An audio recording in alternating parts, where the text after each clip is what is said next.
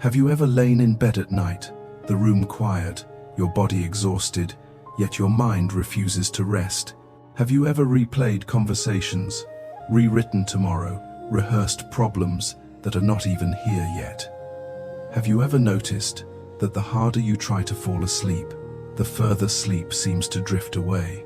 Maybe you are staring at the ceiling while the clock glows softly in the dark. Maybe your phone is face down on the bedside table, but its echoes are still loud inside your chest. Unsent messages, unfinished tasks, decisions you wish you could control just a little better. In these moments, sleep does not disappear because your body cannot rest. It disappears because your mind is still gripping life too tightly. The Buddha taught that suffering does not come from life itself. It comes from clinging to outcomes, clinging to control, clinging to the belief that if you loosen your grip, everything will fall apart. Tonight, you are not here to force your mind into silence. You are here to learn how to soften your hold on life, to trust that even without your constant management, the world can carry itself for a while. In this teaching, you will discover how letting go is not giving up. It is allowing the breath to breathe itself, allowing the body to sink into the bed, allowing life to flow without resistance, just long enough for sleep to arrive naturally. If this kind of calm guidance speaks to you, you are gently invited to stay connected with this channel. These teachings are shared slowly, compassionately, and without pressure. Now, let us begin where rest truly starts, not by controlling the night, but by trusting it. Chapter 1, the first teaching. Letting go of control and the nature of clinging. Have you ever noticed how night becomes heavier the moment you decide that you must sleep? Not gently wish for sleep, but demand it.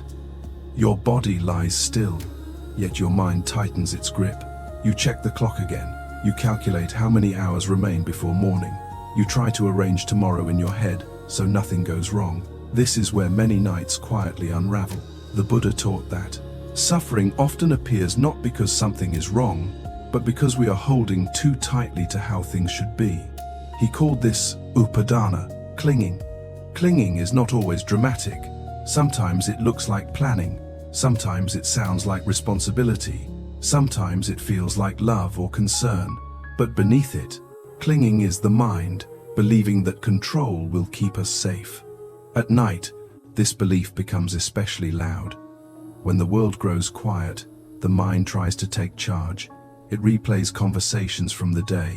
It anticipates problems that have not yet arrived. It holds tomorrow in its hands and squeezes, hoping certainty will appear. Sleep cannot grow in clenched soil. The Buddha observed that life unfolds through causes and conditions. Breath comes and goes. Thoughts arise and fade. The body knows how to rest without instruction, but the mind forgets this wisdom when fear enters. Fear of not being enough. Fear of losing control. Fear that if we stop managing, everything will collapse. This fear does not shout, it whispers. Stay alert, stay in charge, do not let go. Let me tell you about David. David was successful by most measures. A stable job, a family he loved, a life that looked steady from the outside. Yet every night, sleep avoided him. He lay in bed, rehearsing conversations with his boss. He planned responses to emails that had not been sent. He imagined problems at work, at home, in the future. When he finally slept, it was shallow and fragile. One evening, exhausted, David sat in his living room long after his family had gone to bed. The house was quiet. The clock ticked. He felt as if he was standing guard over his own life, afraid to step away even for a moment. A friend later invited him to a meditation group. Reluctantly, David went. He expected techniques, strategies, something else to control. Instead, the teacher spoke gently about letting go. She said that the mind clings because it believes control equals safety. But true safety, the Buddha taught, comes from understanding impermanence. Everything is already changing, whether we grip it or not. That night, David did not try to fix his sleep. He tried something else. He practiced releasing responsibility for the next few hours of existence. This is the heart of the first teaching. The Buddha taught anicca, impermanence. Nothing stays, not thoughts, not feelings, not problems, not even wakefulness. When we fight impermanence, we suffer. When we allow it, peace appears naturally. Control is the mind resisting impermanence. Trust is the mind resting within it. At night, control often disguises itself as care. If I stay alert, nothing bad will happen. If I think enough, I can prepare. If I do not sleep, at least I am being responsible. But this is not wisdom, it is fear. Wearing a responsible face, the Buddha did not teach us to abandon life. He taught us to stop strangling it. Trusting the flow of life does not mean neglect. It means recognizing that not everything requires your effort in every moment. Especially at night, the body already knows how to sleep. You learned it as a child. No one taught you. No one coached your breathing or adjusted your thoughts. Sleep arrived because there was nothing resisting it. Resistance grows with age, with responsibility, with fear. Let us return to David. For several nights, he practiced one simple reflection before bed. He would lie down and silently acknowledge, for the next few hours, I release responsibility for the world. At first, his mind protested, what about tomorrow? What about work? What if something goes wrong? Each time this arose, David did not argue. He simply noticed the clinging and returned to the intention of release. This is important. Letting go is not forcing the mind to stop thinking. It is allowing thoughts to arise without obeying them. The Buddha taught that thoughts are not commands. They are events, like clouds, crossing the sky. At night, the sky does not need to chase the clouds away. It only needs to remain open. Now, let us practice together. Lie or sit comfortably. Let your body settle. Do not adjust too much. Allow gravity to hold you. Bring attention to your breath, not to change it, just to notice it. Notice how the breath arrives on its own. Notice how it leaves without asking permission. You are not doing the breathing. Life is breathing you. With each exhale, gently release something you are holding, not by force, but by intention. Exhale and allow the shoulders to soften. Exhale and allow the jaw to loosen. Exhale and allow the belly to rise and fall naturally. Now bring to mind something you are trying to control. A conversation, an outcome, a future event. Do not push it away. Simply acknowledge it. Then, silently offer this reflection. This does not need me right now. Notice what happens in your body. Perhaps a softening, perhaps resistance. Both are welcome. The Buddha taught anatta, non-self, not meaning that you do not exist, but that control is not who you are. You are awareness, you are presence, you are the space in which experience unfolds. Control is an activity, trust is a state. Trust allows sleep to approach without demand. David noticed that when he stopped negotiating with sleep, sleep began to appear on its own. Not immediately, not perfectly, but gently. Some nights were still restless, but something deeper had shifted. He was no longer fighting the night. This is crucial. Sleep does not come to those who chase it. It arrives to those who make space. The Buddha compared clinging to holding a burning coal. The longer you grip it, the more you suffer. Letting go does not require effort. It requires courage. Courage to trust that life continues even when you rest. Tonight, you are invited to experiment, not to succeed, not to perform, but to allow. Before sleep, remind yourself, for these hours, I allow life to carry itself. You are not abandoning responsibility. You are practicing wisdom.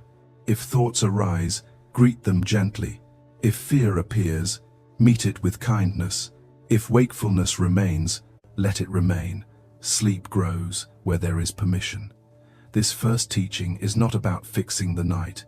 It is about changing your relationship with it, from control to trust. And as trust deepens, the body remembers how to rest. When you are ready, allow yourself to continue breathing naturally. Allow the mind to soften. Allow the night to unfold without supervision. The flow of life has been carrying you all along. Tonight, you are simply learning how to stop interfering with it. Chapter 2. The second teaching. Trusting the body and returning to the breath. Have you ever noticed that the body is ready for sleep long before the mind agrees? Your eyes burn softly, your muscles ache in a familiar way, your breath naturally slows, and yet the mind insists on staying awake, as if vigilance were a duty, as if rest were a risk. This inner conflict is one of the most common reasons sleep becomes fragile. The body wants to release, the mind refuses to trust. The Buddha taught that the body carries its own intelligence. Long before thought arises, the body knows how to heal, digest, breathe, and rest. Sleep is not created by thinking, it is allowed by stopping interference. The Buddha called this returning to what is already happening. He taught anapanasati, mindfulness of breathing, not as a technique to force calm, but as a way to remember that life is already unfolding without your control. When you are anxious at night, the breath often becomes shallow, the chest tightens, the exhale shortens, the body receives a signal that something is wrong. This is not a personal failure, it is biology, responding to perceived threat. The mind says, stay alert. The body prepares for danger, but there is no danger in the dark room, there is only habit. Anapanasati gently interrupts this habit, not by control, but by attention. Let me tell you about Lisa. Lisa was a mother of two who had not slept well in years. Her days were full, her nights were crowded, even when the house was quiet. Her body stayed tense, her breath barely reached her belly. She often woke at 3 in the morning, heart racing, mind scanning for problems. Doctors told her to relax. Friends told her to stop worrying. None of it helped. What Lisa did not realize was that her nervous system had forgotten how to stand down. One evening, during a meditation retreat, she almost cancelled. A teacher spoke about the breath, not as something to fix, but as something to trust. The teacher said, "You do not need to calm the breath, you need to stop frightening it." That sentence stayed with Lisa. That night, instead of trying to sleep, she tried something else. She tried listening. This is the heart of the second teaching. The Buddha taught that the breath is a bridge. It connects the body and the mind. It responds instantly to fear, and it softens instantly in safety. When you fight the breath, the body tightens. When you observe it kindly, the body remembers that it is allowed to rest. Anapanasati begins with simple awareness. Breathing in, knowing you are breathing in, breathing out, knowing you are breathing out. Nothing more. No correction, no improvement, no judgment. This is not passive, it is deeply intimate. You are meeting life exactly as it is. Lisa lay on her bed and placed one hand on her belly. She noticed how little it moved. She noticed the tension in her chest. Instead of forcing deeper breaths, she stayed present. She followed the breath like a curious witness. After several minutes, something shifted. The breath softened on its own. The belly rose slightly. The exhale lengthened without effort. Her body had been waiting for permission. This is what trust looks like in the nervous system. The Buddha taught that craving includes the craving for different states, including the craving to sleep. The more desperately we want rest, the further it moves away. Because desperation communicates danger to the body, the breath responds to trust, not demand. Let us practice together. Allow yourself to lie down or sit comfortably. Let your spine be natural. Let your hands rest where they fall. Bring attention to your breath. Notice where it is most clear. The nostrils, the chest, the belly. Choose one place and stay there, not gripping, just resting. Attention. Notice the rhythm. In, out. If the breath is shallow, let it be shallow. If it is uneven, let it be uneven. The Buddha did not ask us to improve the breath. He asked us to know it. Now gently notice the exhale. Do not lengthen it intentionally. Just observe how it ends. Often, the end of the exhale is where the body naturally pauses a brief stillness. Rest there. This pause is important. It is where effort dissolves. If thoughts arise, notice them like background noise. Do not follow. Do not resist. Return to the breath. Lisa practiced this every night for weeks. Some nights were peaceful, some nights were restless, but something changed regardless. She stopped fighting her body.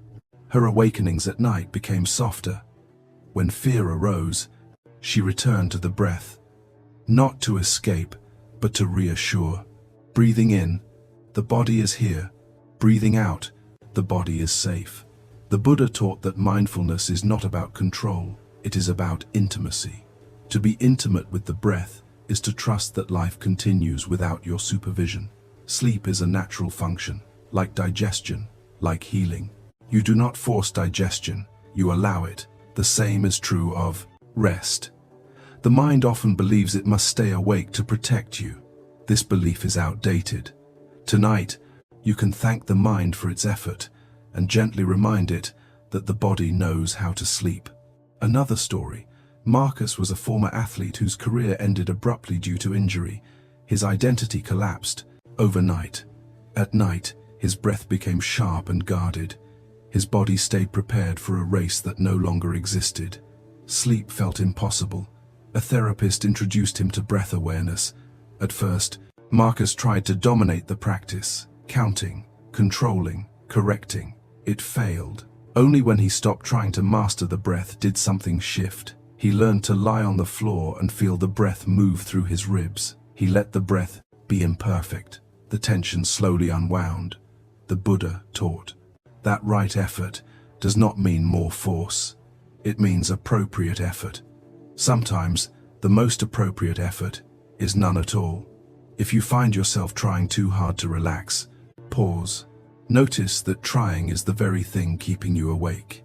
Instead, practice allowing. Allow the breath to breathe itself. Allow the body to sink into support. You might silently repeat, with each exhale, I am allowed to rest. Not as a command, as a reminder. The breath is always happening in the present moment. It does not worry about tomorrow. It does not replay yesterday. By resting attention on the breath, you gently guide the mind back to now, and now is safe. Lisa noticed that even when sleep did not come immediately, her nights felt kinder. She stopped punishing herself for being awake. She rested in wakefulness. Paradoxically, this allowed sleep to arrive more often. The Buddha taught that equanimity arises when we stop demanding certain experiences. Peace is not the absence of wakefulness, it is the absence of struggle. If you wake during the night, return to the breath, not to make sleep happen, but to stay connected to safety. Notice the breath entering, notice it leaving. Let the body do what it knows. Before sleep tonight, you might try this reflection. I trust the body to rest in its own time. This trust is not naive, it is ancient wisdom. Life has been breathing you since before you were born. It will continue while you sleep. There is nothing you need to manage, right now. As this chapter closes, let the breath remain natural. Let the attention soften. Let the night carry you without resistance. In the next teaching, we will explore how kindness toward the restless mind itself becomes the doorway to deeper rest. For now, simply breathe and allow. Chapter 3. The third teaching. Befriending the restless mind with loving kindness. Have you ever noticed that the more you criticize your mind at night, the louder it becomes? You tell yourself to stop thinking. You judge yourself for being anxious. You label the restlessness as failure. And somehow, the mind tightens its grip. The Buddha understood this pattern deeply. He saw that suffering is often multiplied not by the original discomfort, but by the way we respond to it.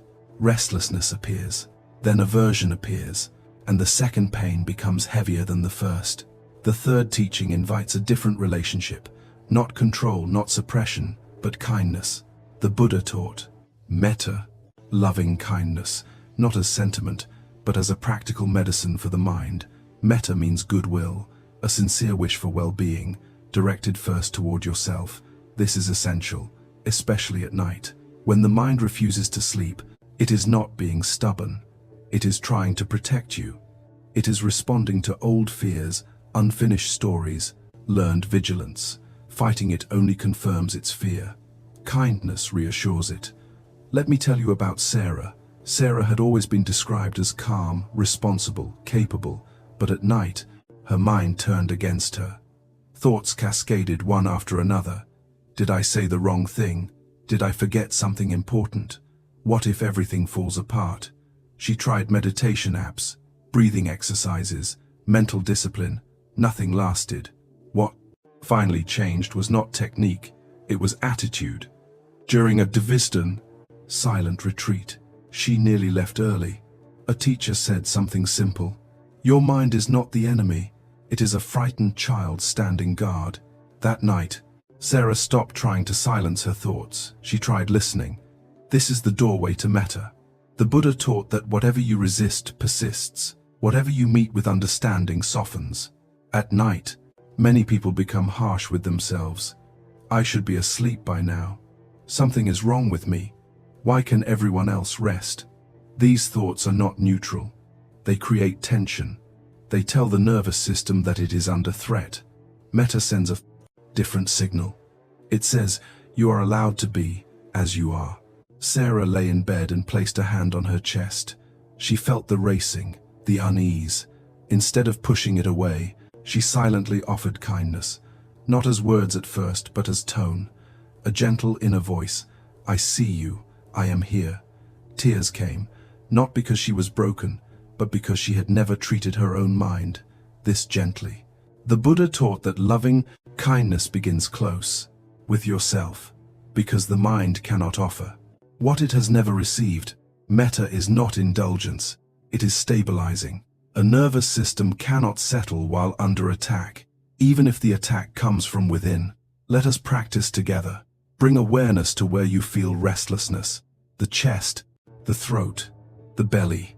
Place a hand there if you wish. Feel warmth, pressure. Now, without forcing emotion, offer a simple intention. May I be safe. May I be at ease. Do not rush. Let the words sink below thinking. If resistance arises, notice it. That too is welcome. Metta is not about feeling loving, it is about intending kindness. Sarah practiced this every night. Some nights the phrases felt empty, other nights they felt tender, but over time, something changed. Her mind began to trust her. The racing softened, not because thoughts stopped, but because they were no longer punished. The Buddha taught that the mind settles when it feels understood. This teaching is especially important for sleep, because night amplifies inner voices. When external distractions fade, the inner world becomes louder. If that inner world is met with judgment, it escalates. If it is met with kindness, it rests. Another story. Marcus was a paramedic. Years of night shifts had trained his nervous system to stay alert. Even after leaving the job, his body remained on duty. At night, any small sound triggered alertness. His mind scanned for danger. Sleep felt unsafe. A meditation teacher suggested metta. Marcus resisted. Kindness felt weak, impractical, but desperation softened his resistance. Each night, when alertness surged, Marcus placed a hand on his heart and silently offered, "May I be safe, may I rest." At first, the words felt artificial, but his body responded anyway. The heart rate slowed, the breath deepened. The Buddha taught that the heart responds faster than the intellect. Metta works even when you doubt it. This is because kindness is biologically calming. It activates the parasympathetic nervous system. It communicates safety. The mind does not need to be convinced. It needs to be soothed. If your mind replays the same thoughts every night, consider this. What if those thoughts are not asking for answers, but for reassurance? Instead of solving, try soothing. Instead of analyzing, try befriending. You might say silently, "It is okay. You do not need to protect me right now." These are not affirmations, they are signals. The Buddha taught that intention shapes experience. An intention of kindness changes the tone of consciousness. Sarah noticed that even on nights when sleep did not come quickly, she felt less alone, less at war with herself. This alone allowed deeper rest. Rest is not only sleep, rest is the absence of inner conflict. Metta removes conflict. If judgment arises, Notice it gently. That too is a habit trying to help.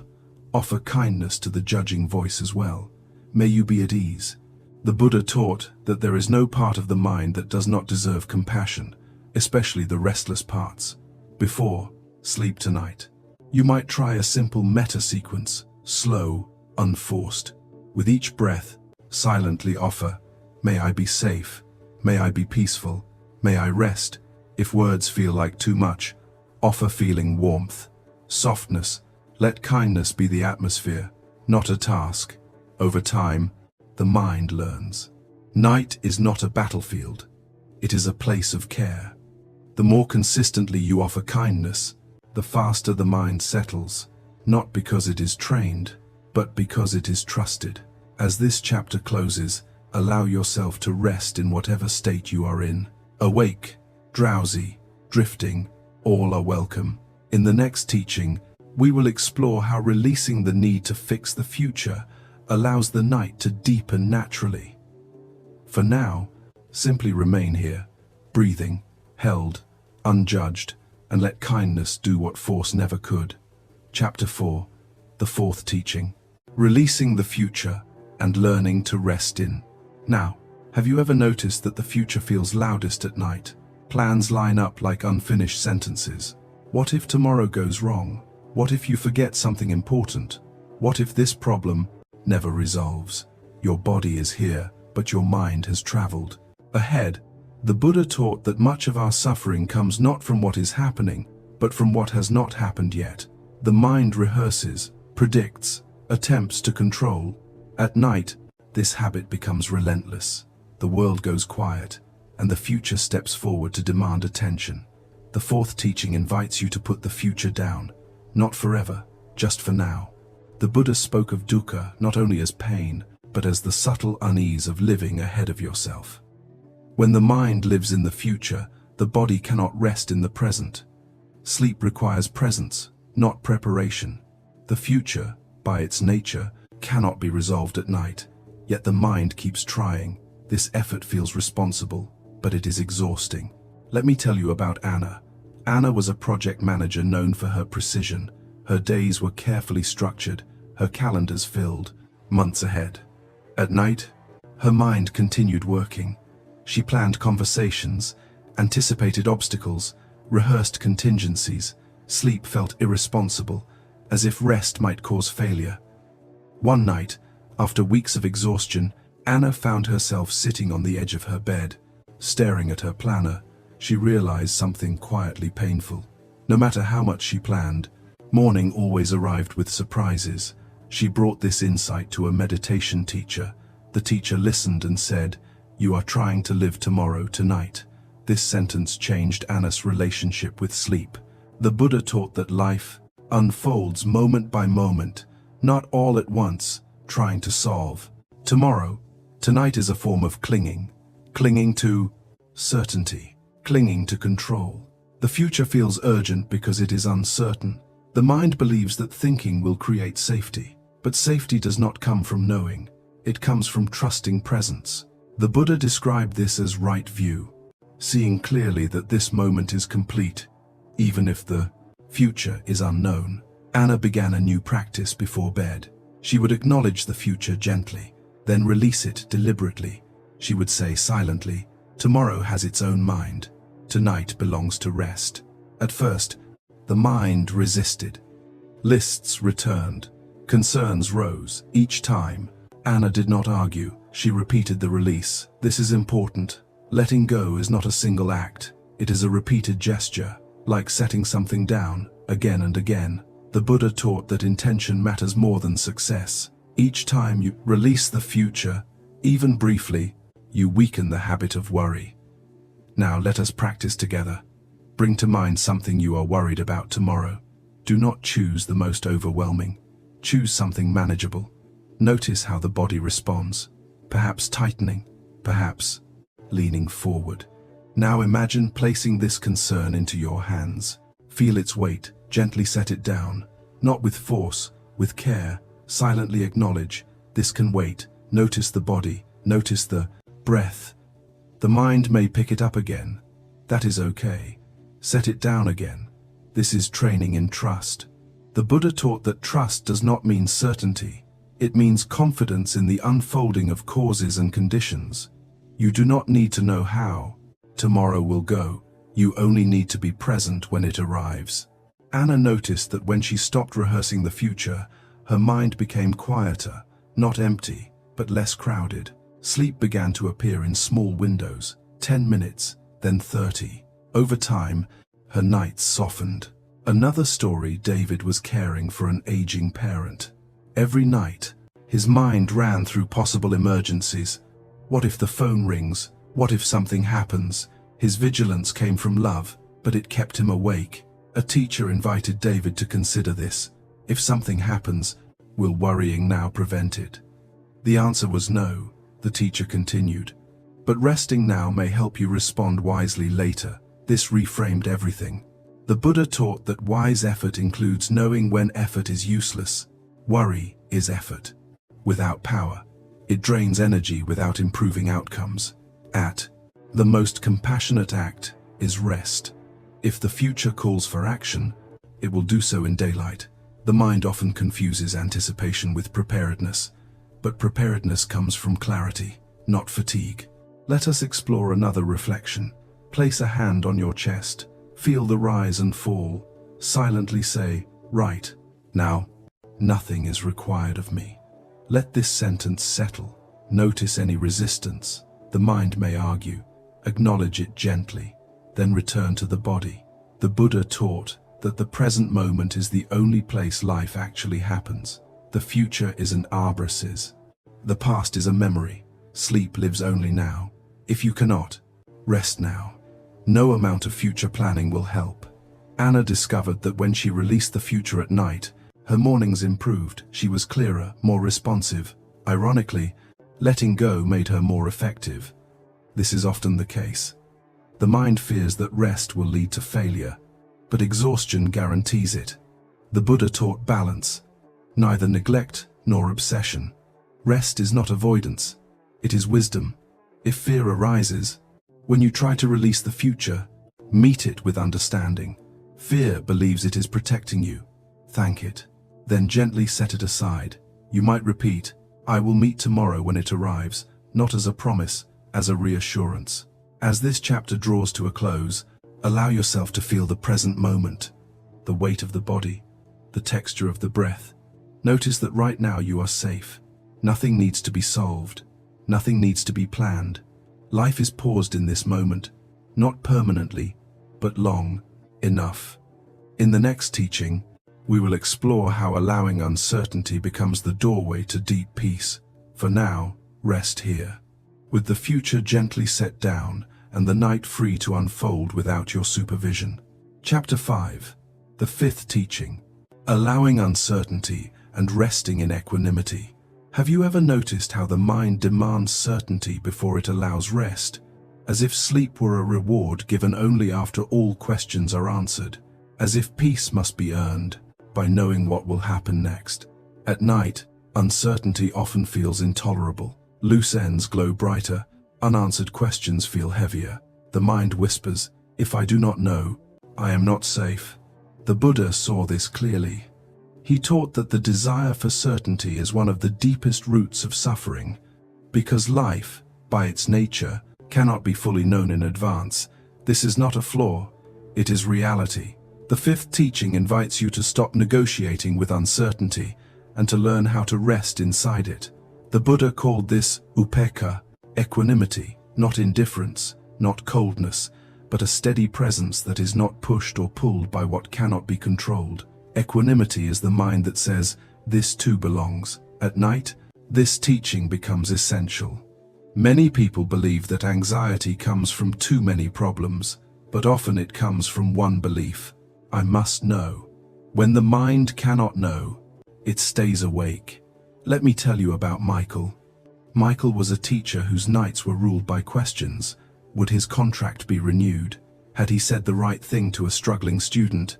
Was his life moving in the right direction? These questions followed him into bed. Sleep felt impossible because nothing felt resolved. One evening, during a retreat, Michael asked a monk how to stop worrying. The monk listened quietly and then asked, "What if you never get the answers you want?" Michael felt his chest tighten. The monk continued, "Could you still be here?" This question lingered longer than any reassurance ever had. The Buddha taught that suffering does not come from uncertainty itself. It comes from resisting it. When the mind fights uncertainty, it tightens. When it allows uncertainty, it softens. Michael began practicing a radical shift. Instead of trying to answer his questions at night, he practiced allowing them to remain unanswered. At first, this felt terrifying, as if he were letting go of the steering wheel. But slowly, something unexpected happened. The questions lost their urgency. They were still there, but they no longer demanded attention. This is equanimity. The Buddha taught that equanimity grows from wisdom, the wisdom that sees that not knowing is not dangerous. It is simply human. Life unfolds, whether we understand it or not. The night does not require clarity. It requires surrender. Let us explore this together. Bring to mind a question you do not have an answer to, one that tends to surface at night. Notice how the body responds. Perhaps tension, perhaps a leaning forward. Now, instead of seeking an answer, offer permission. It is okay not to know. Let this sentence be gentle, not forced. Notice what happens. The mind may resist. That is normal. Equanimity is not agreement, it is allowance. Michael practiced this every night. He noticed that his mind still asked questions, but he stopped following them. He treated uncertainty like weather, present passing. The Buddha taught that the wise person does not demand that life be predictable. They learn to be present within unpredictability. This teaching is deeply connected to sleep, because sleep itself is an act of trust. You fall asleep without knowing what. The night will bring dreams, stillness, morning, yet you fall asleep anyway. When anxiety arises at night, ask gently, "What am I trying to know right now?" Then ask, "What if I rest without knowing?" You are not giving up on life. You are practicing humility. The mind often believes that certainty equals control, but control is an illusion. Equanimity does not mean nothing matters. It means you stop fighting what you cannot resolve. Another story. Elena was waiting for medical test results. Her days were tense, her nights unbearable. Every scenario played out in her mind. Best case, worst case, sleep disappeared.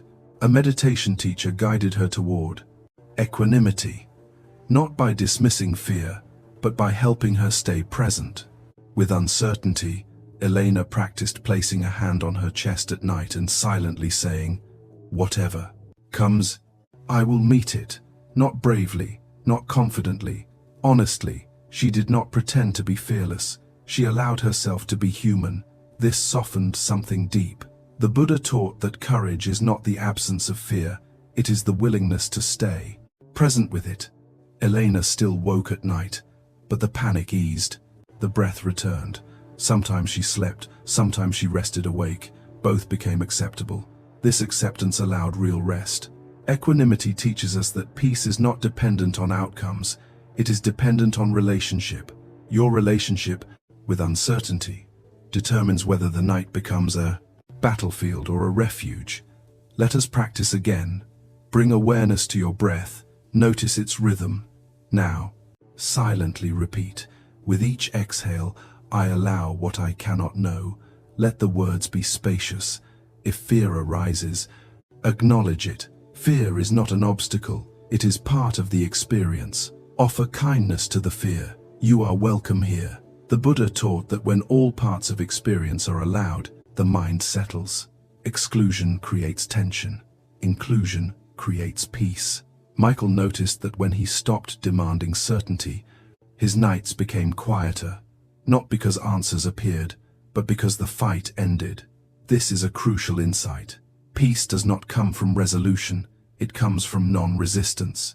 If you wake at night and the mind asks, "What if?" respond softly, "I do not need to answer now." Return to the body. Return to the breath. Equanimity is practiced, moment by moment.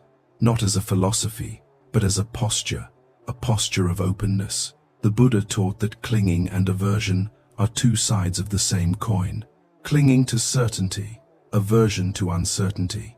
Equanimity stands in the middle, neither grasping nor pushing away, just allowing. Before sleep tonight, you might reflect, I do not need to understand everything to rest. Let this be a permission slip. You are allowed to sleep without answers. You are allowed to rest while life remains unfinished. The night does not ask for solutions. It asks for presence. As this chapter comes to a close, notice the space around your thoughts. Notice that uncertainty is present, and yet you are still here, breathing supported, held by something larger than understanding. In the next teaching, we will explore how surrendering effort itself becomes the doorway to deep sleep. For now, remain here, not knowing, and at peace with that. Let the mind soften around uncertainty, and allow the night to receive you just as you are. Chapter 6. The sixth teaching. Surrendering effort and letting sleep find you. Have you ever noticed the moment when trying becomes the very thing keeping you awake? You relax your shoulders on purpose. You slow your breath intentionally. You tell yourself, this should be working, and something inside tightens. The Buddha taught that suffering does not only come from craving pleasant experiences, it also comes from the effort to create them. Even peace can become a burden when it is pursued too aggressively. Sleep is especially sensitive to this, because sleep cannot be commanded. It responds only to invitation. The sixth teaching asks you to notice effort itself, not effort in your job, not effort in your relationships, but the subtle effort to make the night go a certain way. This effort often hides behind good intentions. I just want to rest. I just want to feel better. But the body hears pressure, and pressure tells the nervous system to stay alert. The Buddha spoke often about the middle way, neither forcing nor neglecting. Surrendering effort does not mean giving up on well-being. It means releasing the idea that well-being must be manufactured. Let me tell you about Daniel. Daniel had read every book on sleep, tried every method, optimized his routine down to the minute. His bedroom was perfect, dark, cool, quiet, yet sleep avoided him. Every night became a test. If he followed the steps correctly, maybe rest would arrive. But the testing itself kept him awake.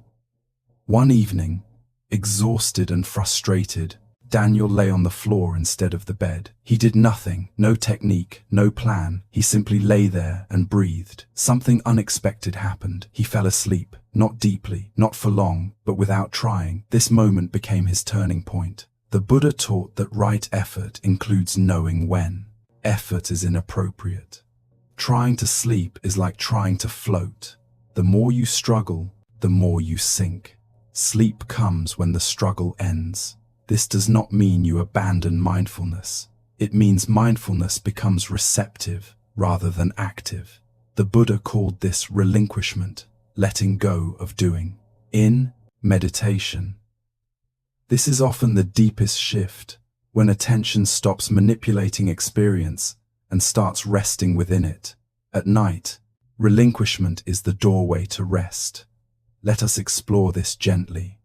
Notice if there is a part of you working right now, trying to calm, trying to slow, trying to achieve sleep. You do not need to stop it. Just notice, then softly offer this reflection. Nothing needs to happen. Let the words land without demand. Notice the body. Perhaps it softens, perhaps it resists. Both are allowed. Surrender is not an action, it is a release of action. Daniel began practicing this before bed. He stopped aiming for sleep. He aimed for nothing. Some nights he slept. Some nights he rested awake. But the anxiety around bedtime dissolved. The Buddha taught that peace comes from non-grasping. When you stop grasping for sleep, The fear of not sleeping loosens. This fear is often what keeps people awake. Fear of tomorrow, fear of exhaustion, fear of failure. Surrender says, even if sleep does not come, I am allowed to be here. This permission is powerful. The body relaxes when it is no longer being judged. Another story. Clara was caring for a newborn. Sleep was fragmented, unpredictable. She spent her brief chances to rest worrying about whether she would fall asleep fast enough. This urgency kept her awake.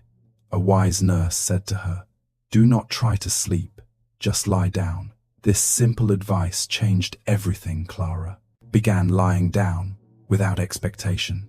Sometimes sleep came, sometimes it did not, but the pressure lifted. The Buddha taught that expectation is a form of clinging. When expectation dissolves, the mind becomes spacious.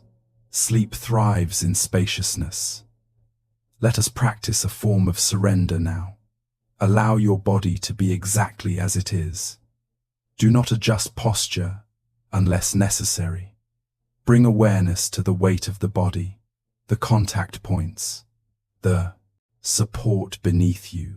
Notice gravity working without your help. You do not need to hold yourself up. Life is holding you.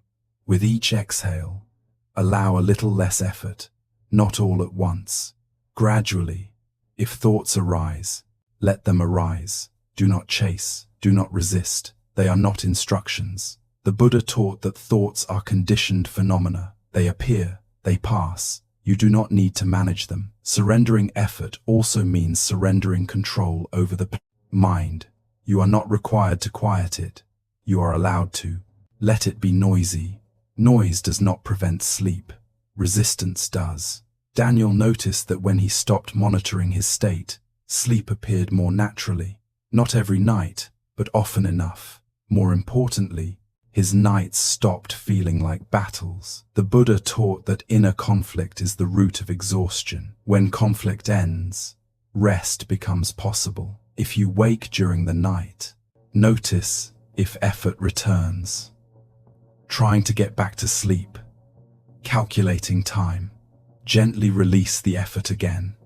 You might say, "I am allowed to be awake." This statement removes pressure and paradoxically invites rest. Surrender also means trusting the lessons. This body to take what it needs, even if that looks different than you expect. Sometimes rest is light, sometimes it is deep, sometimes it is simply lying still. All are forms of recovery. The Buddha never taught perfection, he taught freedom from struggle. Let us explore a deeper layer. Effort often hides a belief, if I do not try, something bad will happen. This belief is understandable, but often untrue. Life continues whether you try or not. The heart keeps beating, the breath keeps breathing. Sleep is part of this natural rhythm.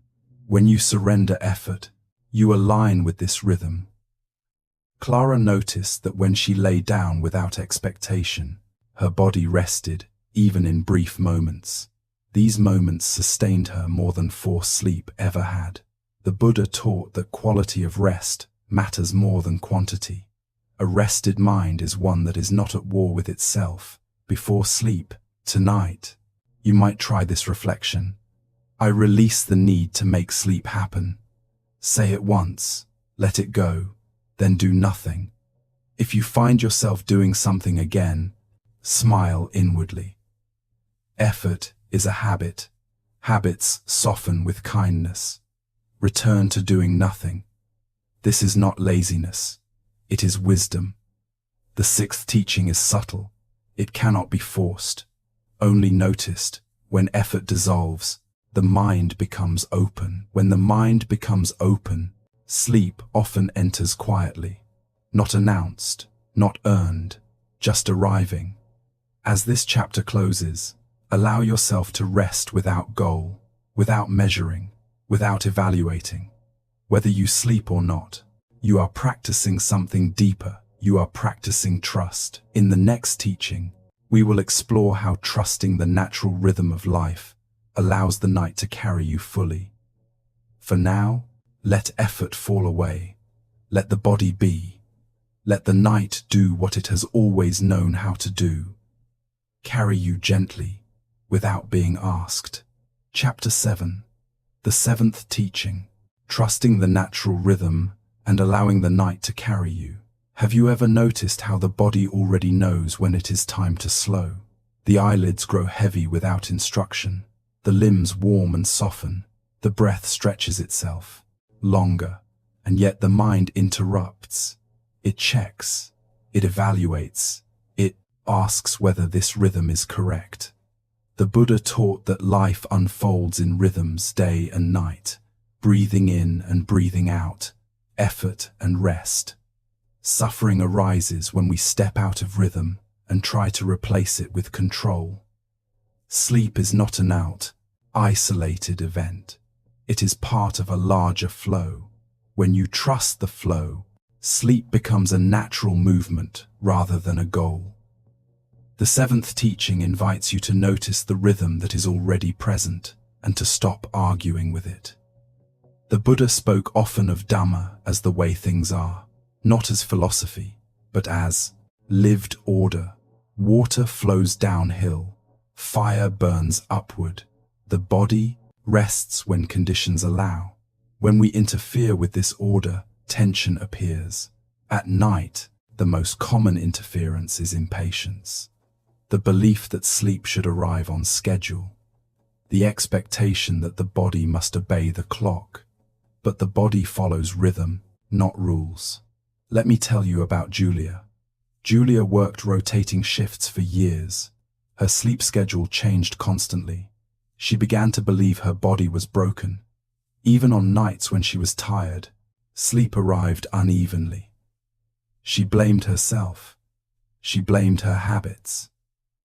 A meditation teacher asked her a simple question. What if your body is not broken? What if it is just asking for trust? This question unsettled Julia. She had spent years fighting her body, trying to force it into patterns. The Buddha taught that harmony arises when we align with conditions rather than impose expectations. Julia began observing her own rhythm, not judging, not correcting. She noticed that some nights her body wanted deep sleep. Other nights it wanted light rest. Some nights it wanted stillness without sleep. Instead of labeling these nights as failures, she began allowing them. This changed everything. The mind relaxes when it is no longer measuring. The Buddha taught that comparison is a form of suffering. Comparing this night to last night, comparing yourself to others. Equanimity deepens when you allow each night to be what it is. Now let us explore this practice. Bring awareness to your body. Notice if it feels heavy or light, warm or cool. Do not analyze, just notice. Now bring attention to the breath. Notice its pace. Ask gently, is this breath fast or slow? Whatever the answer, allow it. The breath sets the rhythm for rest. When you allow the breath to choose its pace, the nervous system follows. Julia began a simple practice before bed. She stopped aiming for sleep. She aimed for alignment. She would lie down and ask, what rhythm is present right now? Sometimes the answer was stillness. Sometimes it was movement. Sometimes it was wakefulness. She honored the answer. Over time, sleep returned, not perfectly, but peacefully. The Buddha taught that when resistance ends, harmony begins.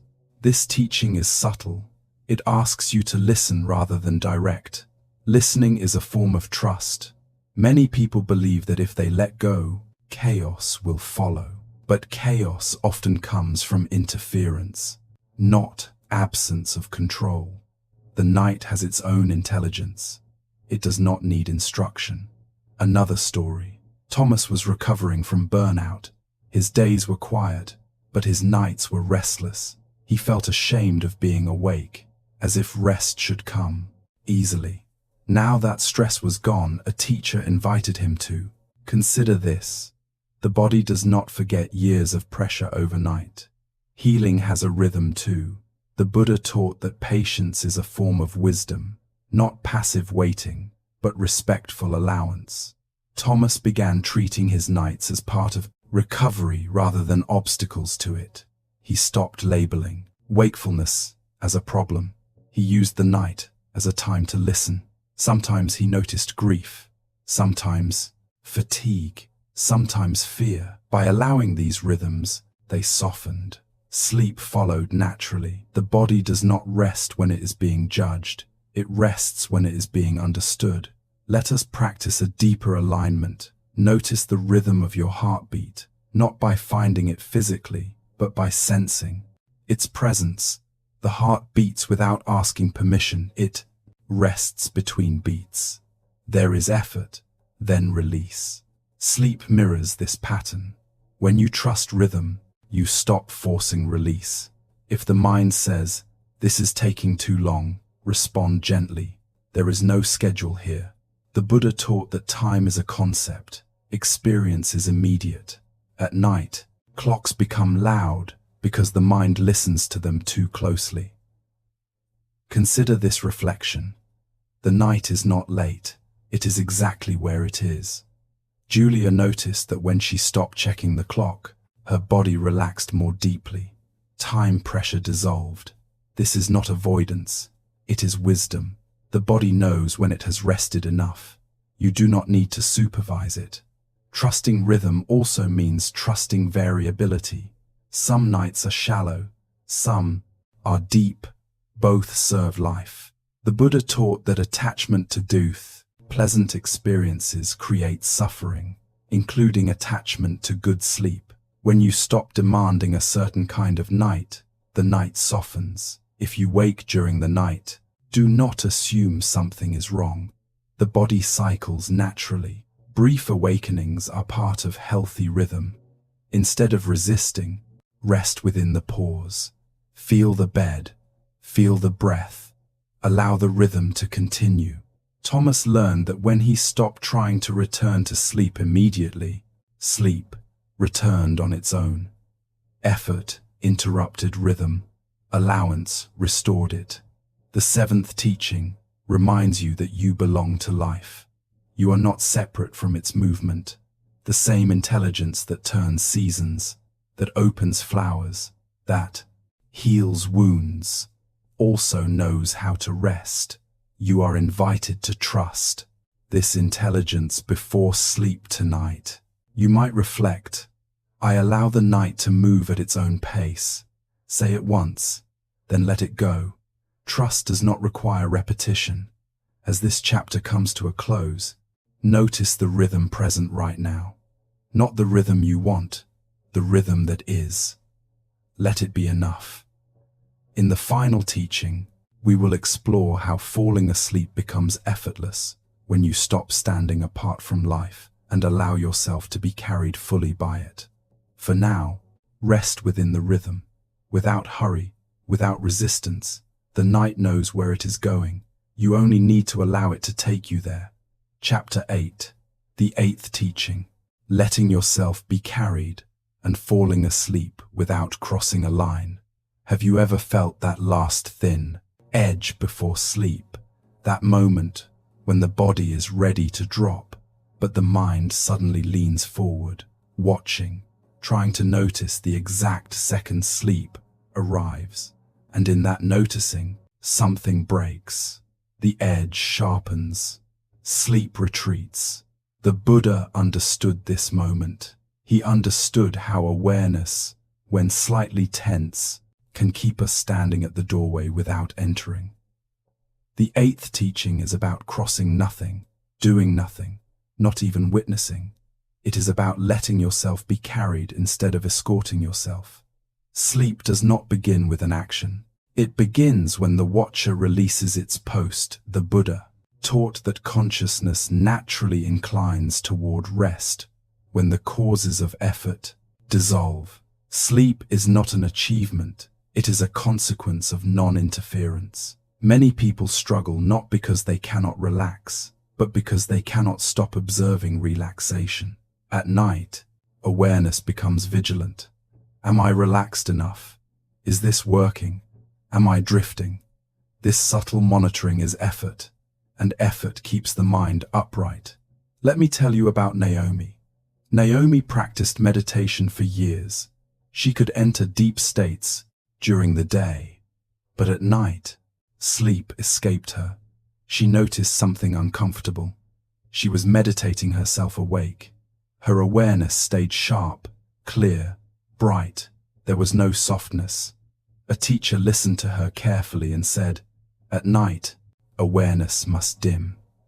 This was not a failure of mindfulness. It was a refinement of it. The Buddha taught that wisdom knows when to be bright and when to be gentle. Night is for gentleness.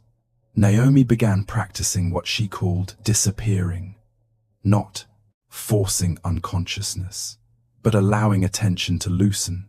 Instead of focusing on the breath sharply, she let it blur. Instead of tracking sensations, she let them fade into the background. She stopped checking whether she was falling asleep. This changed everything. Sleep arrived without ceremony. The eighth teaching invites you to step back from the edge, to stop leaning into experience, and let experience carry you. This is not zoning out. It is releasing the one who watches.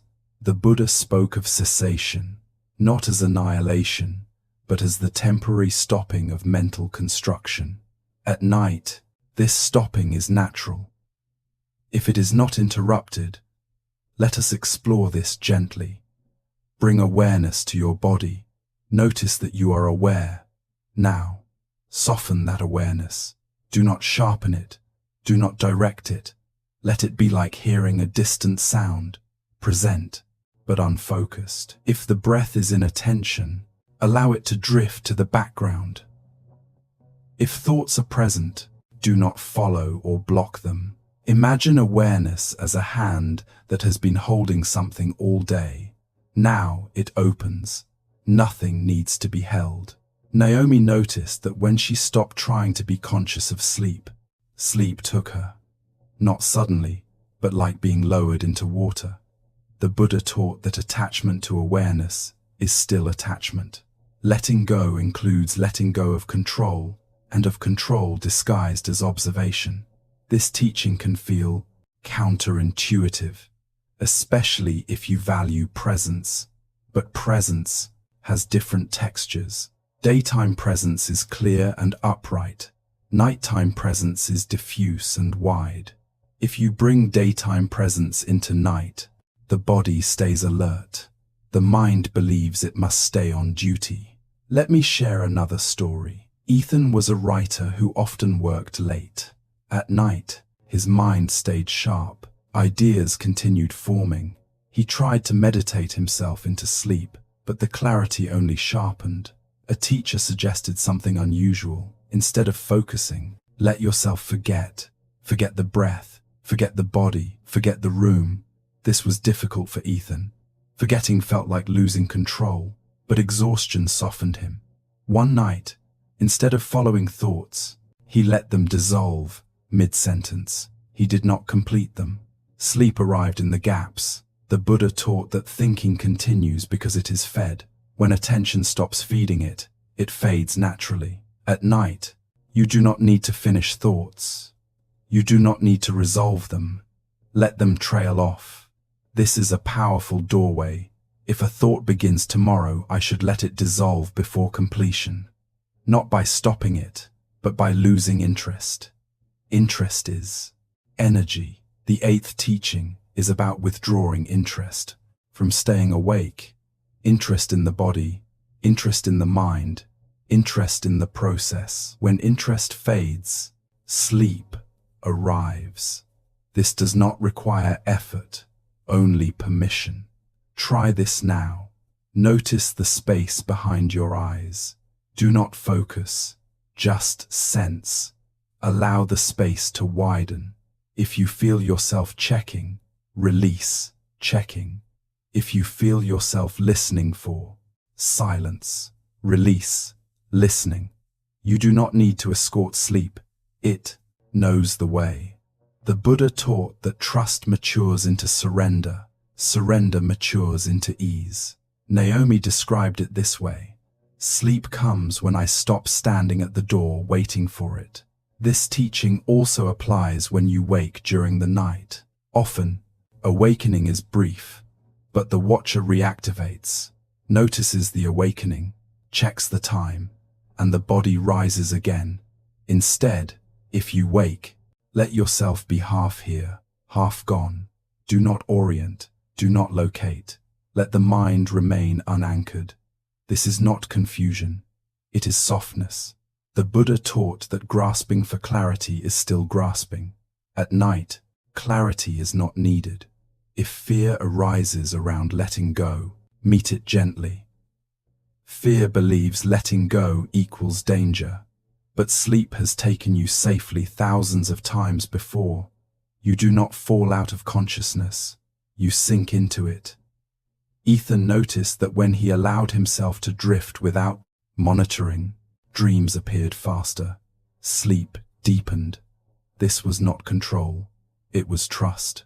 The eighth teaching also reminds you that falling asleep is not a decision. It is a slide. You cannot decide to slide. You can only stop resisting. If you find yourself waiting for sleep, notice that waiting is effort. Instead, allow yourself to drift without destination. You might imagine floating on water, not swimming, not aiming for shore, just floating. If the mind asks, "Am I asleep yet?" let the question dissolve without answer. Questions keep the mind upright. Let answers go missing. The Buddha taught that the deepest peace comes when even the seeker rests. At night, you do not need to seek rest. You need to stop seeking. As this chapter draws toward its own soft ending, allow awareness to become hazy. Edges blur. Attention loosens. You are not losing anything. You are allowing something ancient to happen. Sleep does not require your participation. It requires your absence, not the absence of being, but the absence of effort. In the final moments before sleep, there is nothing to practice, nothing to remember, nothing to do. Just allow yourself to be carried. The flow of life does not stop when you close your eyes. It continues more freely. Tonight, you are invited to step aside and let it move you. No crossing, no striving, just letting go into what has always been waiting for you. Chapter 9. The ninth teaching, trusting impermanence and letting the night renew you. Have you ever noticed how the mind becomes afraid of the night itself? Not because of darkness, but because of what might appear in it. Old memories, sudden emotions, dreams that feel too real, awakenings that feel unfamiliar. The mind whispers, what if I lose control?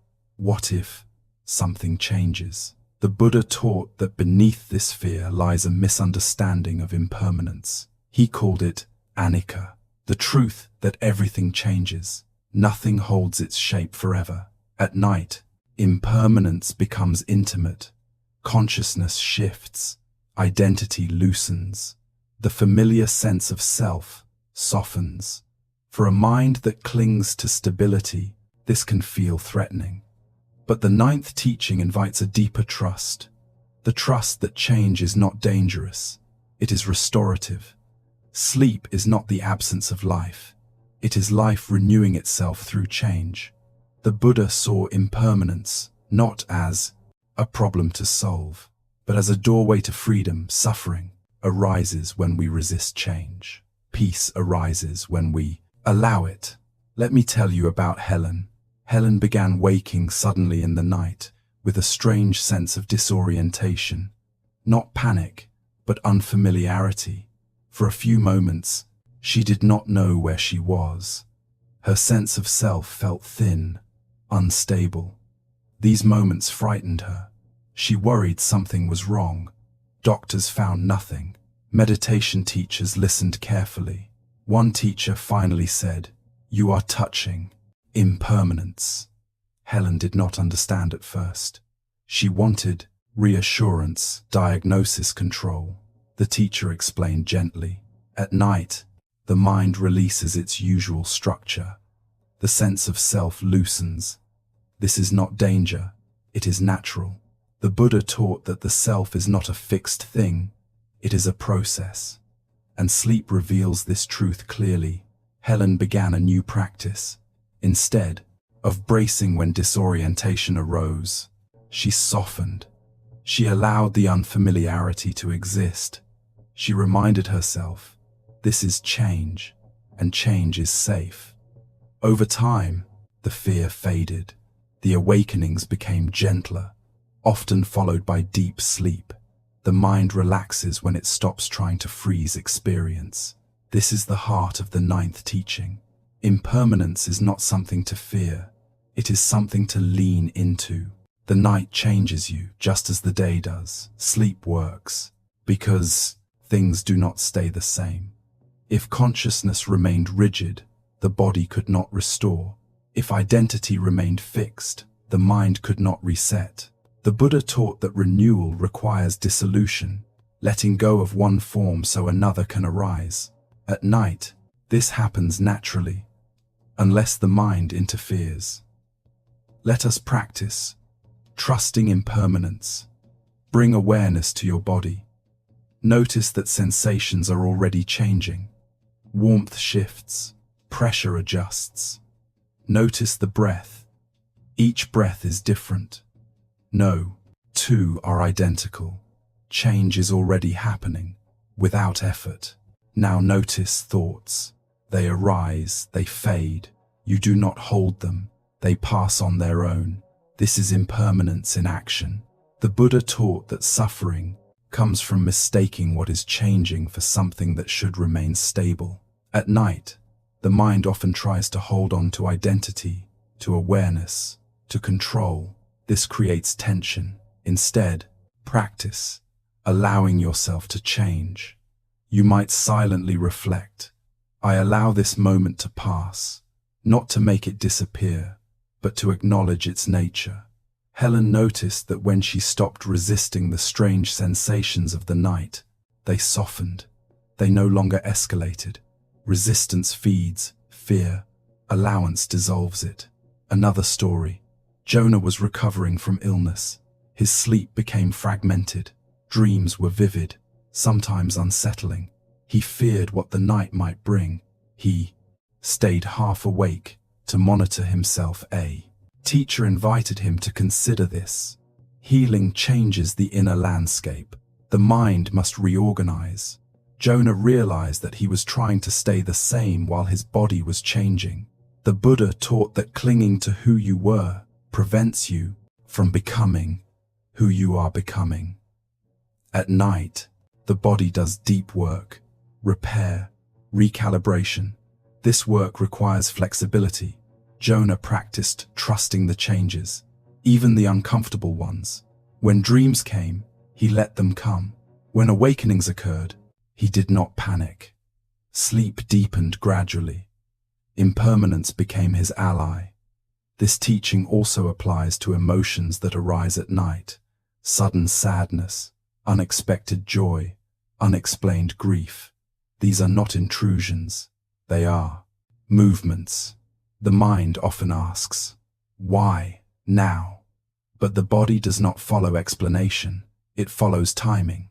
The Buddha taught that emotions are conditioned. They arise when conditions are right. Night provides different conditions. Quiet, reduced. Stimulation, soft boundaries. What arises is not wrong. It is ready. If an emotion appears, meet it gently. Not to analyze, not to resolve, just to allow it to move through. Impermanence means it will not stay. You do not need to push it away. You do not need to hold it. Just let it pass like weather. Helen learned that when she allowed night emotions without story, they passed more quickly. They no longer kept her awake. The mind creates suffering by asking experience to justify itself. Impermanence needs no explanation. Let us explore another gentle practice. Notice any sensation or thought present right now. Choose one. Watch it without engaging, without labeling. Notice how it changes, even subtly. This observation builds trust. You see directly that nothing stays fixed. Sleep relies on this truth. If the mind tries to stay awake to protect continuity, remind it, continuity is not required. Life knows how to pause and resume. You have fallen asleep thousands of times. Each time, consciousness changed. Each time you returned, nothing was lost. The Buddha taught that fear of impermanence comes from misunderstanding self. When you realize that self is a process, not a possession, change becomes less threatening. At night, you are invited to experience this truth directly. If you wake and feel different, lighter, heavier, less defined, let it be. You are not disappearing. You are resting from construction. Jonah noticed that when he trusted the strange shifts of lighter sleep, mornings felt clearer, energy returned, change restored him.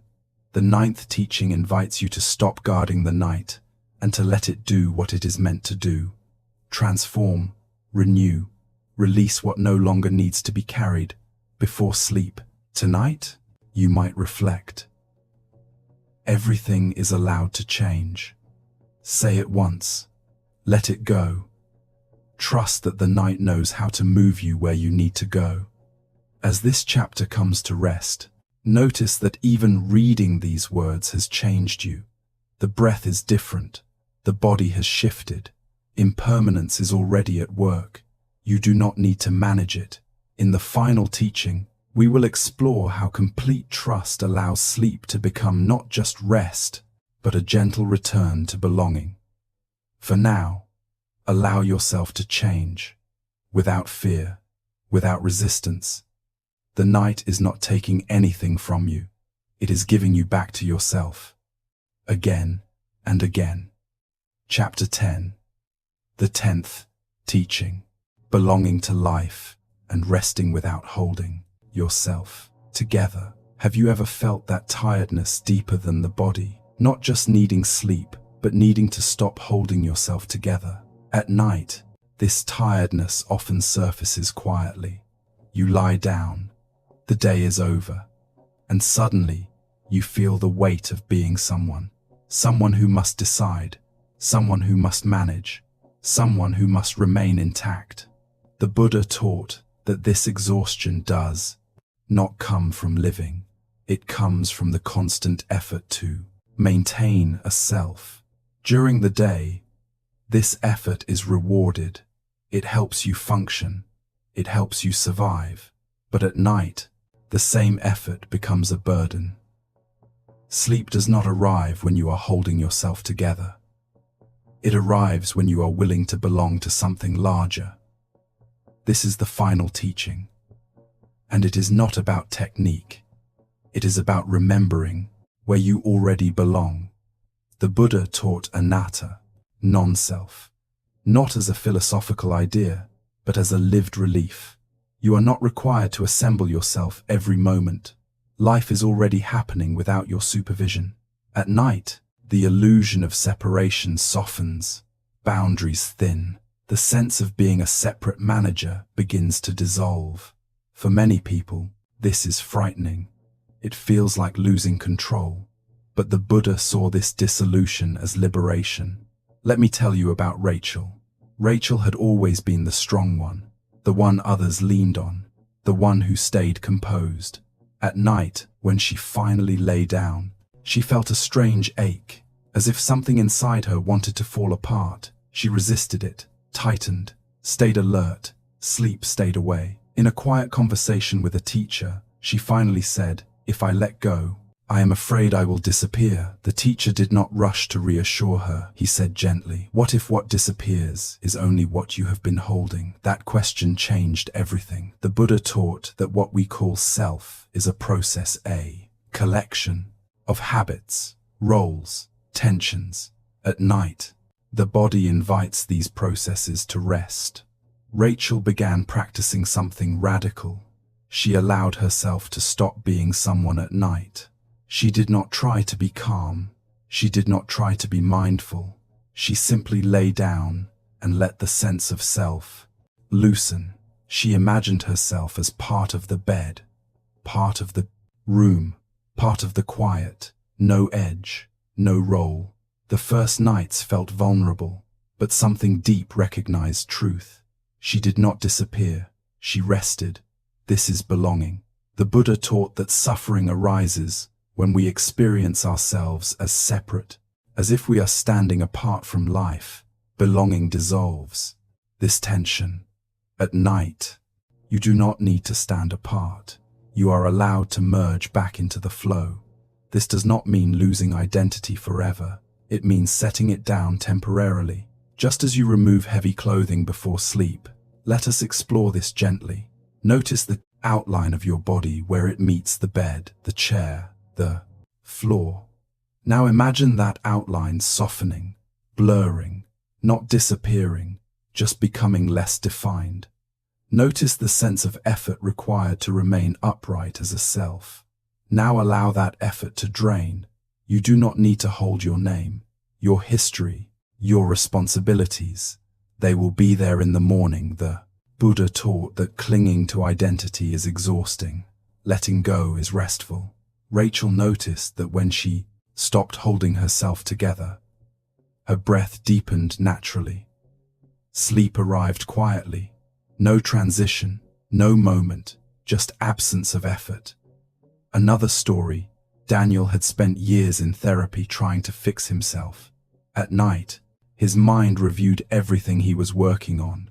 Growth, healing, progress. Sleep felt like failure, as if he were abandoning the work. A teacher said something simple. Healing also happens when you stop trying to heal. This confused Daniel, until he felt it. He realized that night was not a pause in healing. It was the ground of it. The Buddha taught that wisdom includes knowing when to stop. Stopping is not regression, it is integration. When you sleep, you are not neglecting life. You are returning to it. Belonging means trusting that you are held, even when you are not trying. If you struggle at night with the sense of needing to stay intact, try this reflection. For now, I do not need to be anyone. Let the sentence open space, not erase you, just loosen the grip. Notice if relief appears. Belonging is not dramatic, it is subtle, like finally leaning back after standing all day. The Buddha taught that the deepest aspind, peace is not achieved, it is remembered. You belong to life before you knew who you were. As an infant, as a child, sleep returns you to that simplicity. Rachel noticed that when she stopped resisting this return, her nights changed. Even when sleep was light, she felt held. This is important. Rest is not only unconsciousness. Rest is the absence of separation. If you wake during the night and feel alone, notice whether you are holding yourself apart.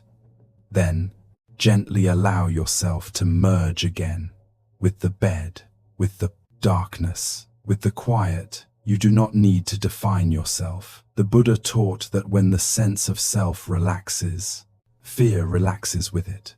Fear needs boundaries to exist. Belonging dissolves them. Another gentle practice. Notice the sounds around you, near, far. Do not label, do not identify sources. Just let sound arrive. Notice that hearing happens without effort, without a listener. This is a glimpse of non-self. Experience is happening. You do not need to manage it. At night, you are invited to rest in this simplicity. Daniel noticed that when he allowed experience to happen without reference to self, his nights deepened, dreams softened, mornings felt less heavy. He stopped waking with the sense of having survived something. This is belonging. The final teaching is not something to practice. It is something to allow. Allow yourself to be part of life rather than standing apart from it. Allow sleep to be a return rather than an event. Allow yourself to be carried without identity. If fear arises, meet it gently. Fear is simply the last guard at the gate. Thank it, then let it rest too. You are not falling apart. You are resting from construction. Before sleep tonight, you might offer one final permission. For now, I belong. Do not repeat it.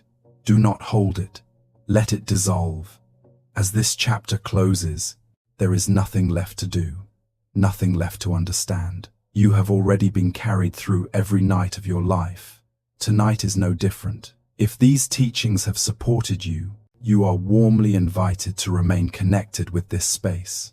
New stories and gentle guidance continue to unfold here, for those who need rest, clarity, and compassion. For now, let the night take you, without effort, without identity, without holding, just belonging and resting inside what has always been holding you. Chapter 11. The 11th teaching, returning gently and carrying peace into morning.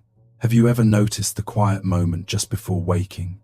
That soft space where dreams thin, where the body has rested, but the day has not yet arrived. In this moment, there is no rush, no role, no task. The Buddha understood this threshold well. He taught that wisdom is not only found in deep meditation, but in how we move between states, sleep and waking, rest and activity, silence and sound. The 11th teaching is about return. Not returning to effort, but returning with softness. Many people sleep, yet wake already tense, already planning, already holding. The peace of the night evaporates quickly. The Buddha taught that liberation is not found by escaping life, but by meeting life without grasping. This teaching invites you to let the calm of the night accompany you into the morning, not by force, but by continuity. Let me tell you about Samuel. Samuel slept deeply most nights, but woke anxious, as if the day rushed toward him before he was ready. His body had rested, but his mind reassembled itself too quickly. A meditation teacher invited him to notice the first moments of waking, not to control them, but to soften them. She said, "Do not jump back into next being someone. Let yourself arrive." This changed Samuel's mornings. Instead of immediately reaching for his phone or his thoughts, he stayed still for a few breaths. He noticed the weight of his body, the residue of rest. He let the night fade slowly. The Buddha taught that mindfulness is not speed, it is care. Care in how you begin matters. This teaching is important, because the mind often believes that peace belongs only to the yes, night. That daylight requires tension, but peace is portable. It is not created by darkness, it is revealed by non-grasping. The 11th teaching invites you to practice gentle re-entry. When you wake, notice if the mind rushes to rebuild plans, identities, concerns. Instead of resisting this, slow the return. Place a hand on the body. Feel warmth. Let one breath arrive fully before moving. This is not delay, it is integration. The Buddha taught that right mindfulness includes remembering what you already know. You know how to rest, you know how to soften. The night has just shown you. Samuel noticed that when he honored the transition, his days changed. He carried less urgency, less reactivity. The peace of sleep did not vanish. It thinned gradually into wakefulness. This is how calm becomes stable. Another story. Lena worked in a high-pressure environment. Her nights were her refuge, her days a storm. She believed the two were separate. A teacher invited her to bring one small element of night into the day. Not meditation, not technique, just the feeling of not rushing. Lena practiced pausing before her first action each morning. Before standing, before speaking, she allowed one breath. This single breath changed her relationship with the day. The Buddha taught that small moments of awareness, reshape the mind more than dramatic efforts. Continuity matters. The 11th teaching is not about extending sleep. It is about extending gentleness. Gentleness is not weakness. It is precision. A gentle return keeps the nervous system regulated. It tells the body, we are still safe. This matters deeply. Many people wake abruptly. Alarms, notifications, demands. The body is pulled from one state to spelled another. If this is your reality, you can still practice. Return, not by changing circumstances, but by changing tone. When sound arrives, receive it. Do not brace. When light enters, allow the eyes to open slowly. When thoughts appear, do not argue, just arrive. The Buddha taught that clinging to calm is as disruptive as clinging to activity.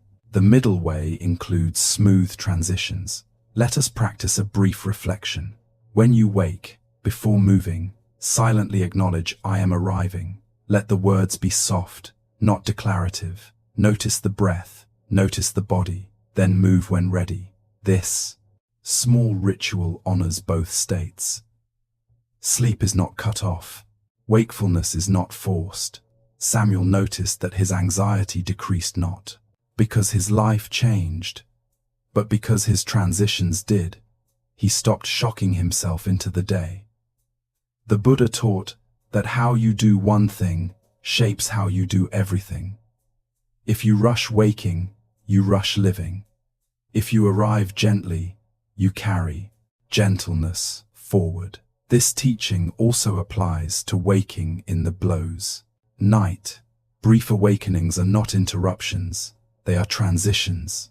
If you wake, do not fully return to daytime awareness. Stay soft, stay half-held. This preserves rest. Lena learned that when she stopped labeling awakenings as problems, they passed more easily.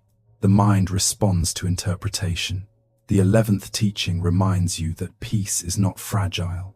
It does not shatter at sunrise. It dissolves only when you abandon it. You are not asked to hold peace tightly. You are invited to keep it loosely, like a fragrance that lingers. Buddha taught that the mind becomes what it repeatedly touches. If you touch calm, even briefly, it grows familiar. This familiarity matters more than duration. Before sleep tonight, you might reflect on the morning, not to plan, but to set tone. Tomorrow I will arrive gently, then release the thought. Trust that intention settles deeper than planning. As this chapter comes to rest, remember this. You do not need to protect the peace you find at night. You need to trust it. It will return, again and again, in breath, in pause, in softness. The teachings you have explored are not steps to master. They are reminders that rest is natural, that effort can be released, that you belong. Sleep shows you this every night. Waking invites you to remember it. When the morning comes, let yourself arrive, not as a task, but as a continuation, carrying peace not by holding, but by allowing. This is the 11th teaching, and it completes the circle, from letting go to being carried to returning gently, fully, and at ease. Chapter 12. The 12th teaching, letting the practice disappear and trusting life completely. Have you ever reached a moment where even guidance feels like too much, where you no longer want another method, another reminder, another thing to do? At this point, something deeper is asking to be trusted. The Buddha taught that the path is not meant to be carried forever. It is meant to be walked until it dissolves beneath your feet. The 12th teaching is about allowing the practice itself to disappear so that life can take over completely. Many people hold on to teachings at night, repeating instructions, checking whether they are doing it right. But the deepest rest comes when even the idea of practice is released. Sleep does not happen because you remember what to do. It happens because you stop doing. The Buddha spoke of letting go, not only of desire and fear, but of the raft itself. Once the river is crossed, at night, the river has already been crossed. You do not need to carry anything further. Let me tell you about Nora. Nora had followed every teaching carefully. She practiced breathing kindness, letting go, but something remained tense, as if she were still responsible for the process. One night, exhausted, she stopped everything. She did not guide her breath. She did not offer phrases. She did not release or allow. She simply lay there. A thought arose. What if I do nothing wrong? That thought faded. Sleep arrived without effort. The next morning, Nora realized something subtle. The night did not need her cooperation.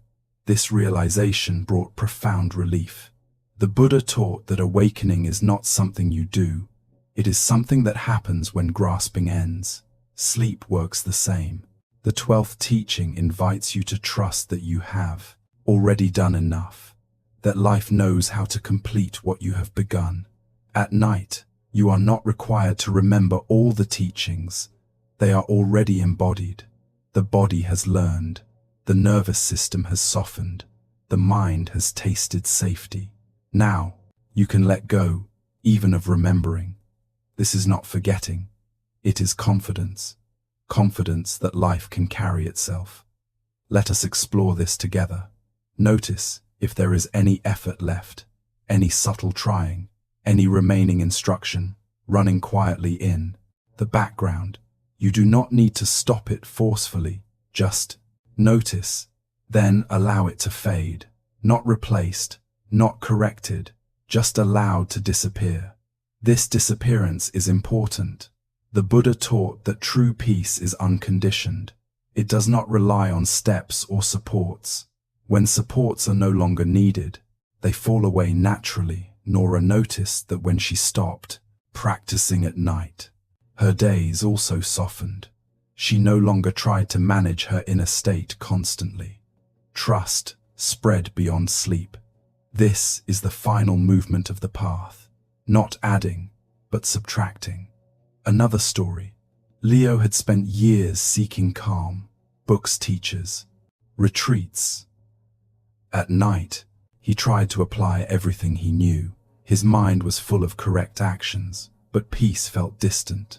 A teacher finally said, "You are still standing between yourself and rest." Leo did not understand immediately that night. He noticed how often he checked. Am I calm? Is this working? He saw that this checking was the last barrier, so he stopped. He let himself be messy, unaware, uncertain. Sleep came quickly. The Buddha taught that the need to verify experience is a form of control. When control ends, rest begins. The 12th teaching is about releasing the need to know how you are doing. At night, there is no performance, no evaluation. You do not need to succeed at sleeping. You are allowed to disappear into it. If thoughts arise, let them arise. If guidance echoes, let it echo. You do not need to follow. This is not indifference. It is trust. Trust that life is not fragile. Trust that you are not required to oversee every moment. The Buddha taught that when conditions are right, things happen naturally. You have been creating the conditions throughout these teachings. Now, the condition of non-interference is enough. Let us rest in that. Notice the simplicity of being here. No instruction, no goal, just presence. Notice that even presence does not need to be held. It holds itself. This is important. Many people mistake letting go for losing something. But what disappears is only effort. What remains is ease. Leo noticed that after he stopped trying to sleep, even his dreams changed. They became less intense, more spacious. The mind was no longer working overtime. This is the fruit of trust. The 12th teaching also invites you to trust wakefulness. If sleep does not come immediately, nothing is wrong. You are still resting, still held. The need to label the night as success or failure dissolves. The Buddha taught that equanimity matures when we stop measuring experience. At night, measurement is unnecessary. Let the night be long or short, deep or light. Life adjusts. If you wake and remember nothing from these teachings, that is fine. They have already done their work. You do not need to repeat them. In fact, repetition can keep you awake. Instead, allow forgetfulness. Forgetting is part of rest. Nora learned that the nights when she forgot everything were the most peaceful. Nothing was managed. Nothing was improved. Life simply flowed. The 12th teaching is gentle. It does not insist. It invites. It invites you to trust that the ground beneath you is stable, even when you stop looking. Before sleep tonight, you might offer one final release. Not a phrase, not a practice, just a sigh.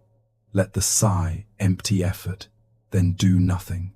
No breath watching, no kindness phrases, no letting go, just nothing. If something happens, let it happen.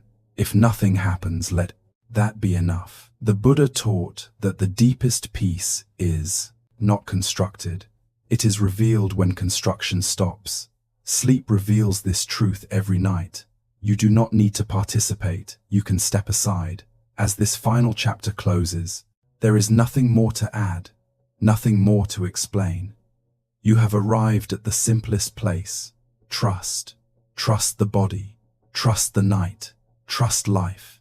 And trust that even without guidance, even without effort, even without remembering, you will be carried you always have been. Chapter 13.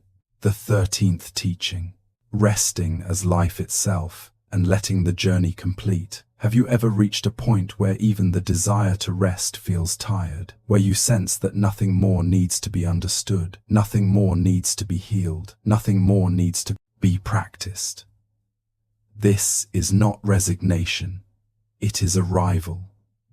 The Buddha taught that the end of effort is not emptiness, it is intimacy. The intimacy of no longer standing apart from experience. The 13th teaching brings the journey of the body to its natural completion, not with a conclusion, but with a settling. Up to now, you have been learning how to let go, how to trust, how to soften, how to stop interfering. Now something quieter is invited, to rest not in sleep, but as life itself. This is the point where even the one who rests is no longer needed. The Buddha taught that peace deepens when the sense of being a separate experiencer dissolves. There is breathing, but no breather managing it. There is resting, but no one supervising rest. This is not unconsciousness, it is simplicity. Let me tell you about Mira. Mira had followed the entire journey. Patiently, she practiced letting go of control, befriending the mind, trusting uncertainty, releasing effort. Her nights became calmer, her body rested more deeply. Yet there was one final tension, a subtle sense of watching herself rest, as if she were still standing nearby. One night, lying quietly, she noticed this watcher, not judging, just noticing. She asked herself softly, "Who is still trying?" And in that question, something loosened. The watcher faded, not disappeared, just no longer needed. Sleep arrived like a tide returning to the sea. The next morning, Mira did not feel triumphant. She felt ordinary and free. This is the final teaching. The Buddha taught that the path does not end with achievement, it ends with release. Release of even the one who walks the path. At night, this release is especially accessible because identity already softens, boundaries already thin. You are invited to let them thin completely. Not by doing, but by not holding. The 13th teaching is about resting as the field of experience itself, not as a person resting, not as a mind trying to calm, but as life pausing within itself. This is subtle, and it cannot be forced, but it can be allowed. Let us explore this gently, Notice that sensations are happening: breath, warmth, pressure. Notice that thoughts may arise, fade, return. Now notice that all of this is happening. Without a manager, you do not need to do anything for experience to occur. Rest here. This is not meditation. It is not technique. It is recognition. The Buddha taught that suffering arises when we add a center to experience, a controller, a doer. When the center relaxes, experience flows freely. Mira noticed that when she stopped locating herself anywhere, not in the head, not in the chest, not in awareness, everything softened. There was no place to fall from, no one to lose, only resting. This teaching resolves the deepest fear of the night, the fear of disappearing. What disappears is only tension, only effort, only separation. Life remains, breathing remains, the heart beats, sleep arrives or does not, all without supervision. Another story: John had struggled for years with the fear of losing control at night. He stayed half awake, monitoring his state. Even when calm came, he did not trust it. A teacher asked him, "What is it that you are trying to protect?" John did not know. He realized he was protecting an image of himself, the one who stays in charge. That night, John allowed that image to rest. He did not fight it. He simply stopped feeding it. Sleep came quietly. The Buddha taught that the deepest rest comes when the self is not maintained. This is why sleep feels healing. Because for a while, you stop being someone. The 13th teaching invites you to let this happen consciously, or rather, to stop being conscious of it. You do not need to watch sleep arrive. You do not need to disappear deliberately. Just stop insisting on being present. This may sound strange, but you have done it countless times, every night of your life. Now you are simply allowing it without resistance. If fear arises at this edge, meet it with trust. Fear is the last echo of separation. Thank it, then let it dissolve. You are not crossing into nothing. You are resting as what you already are. The Buddha taught that peace is not found, it is uncovered. It has been here beneath effort all along. At this stage, there is nothing left to practice, nothing left to remember. The teachings have already fulfilled their role, like footprints that fade once the path is walked. You do not need to carry them into sleep. Let them dissolve. Let the body breathe. Let the mind quiet or wander. Let the night unfold. Whether sleep comes or not is no longer important. Rest is already here. This is the completion of the body of teachings, not as an ending, but as a return to simplicity. You may notice that the urge to do something fades, that the sense of being someone loosens. Allow this. It is not loss, it is relief. The Buddha taught that liberation feels ordinary, not dramatic, like setting down a heavy bag you forgot you were carrying. Mira described it later as this: "I did not fall asleep. Sleep happened when I stopped being there." This is not something to repeat or aim for. It will come and go naturally. The 13th teaching does not promise permanent rest. It promises trust. Trust that life knows how to pause, how to restore, how to continue. You are not required to assist. As this final chapter of the body closes, there is nothing left to say, nothing left to guide, only an invitation to let yourself be lived for a while, to rest as life itself, without observer, without effort, without edge. The night is wide enough to hold you.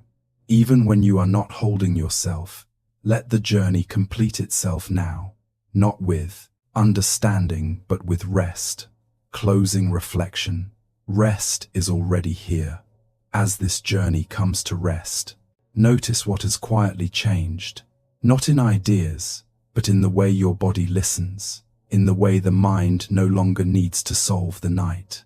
The Buddha taught that peace does not arrive when life becomes perfect. It arrives when we stop asking life to be different. Rest was never something you had to achieve.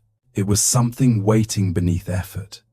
Tonight, and on the nights to come, you are invited to remember this gently. You do not need to control the flow of life to be safe within it. You do not need to fix the mind to let it soften. You do not need to hold yourself together to be whole. When restlessness appears, you now know how to meet it. When sleep comes, you know how to step aside. And when waking returns, you know how to carry gentleness forward. Nothing here was meant to be memorized, only felt and then released. If these stories and teachings have supported you, you are warmly invited to remain connected with this space. New reflections and gentle guidance continue to unfold for those who need rest, clarity, and compassion. For now, let the night receive you, without effort, without expectation. Trust the flow of life and allow yourself to rest inside it.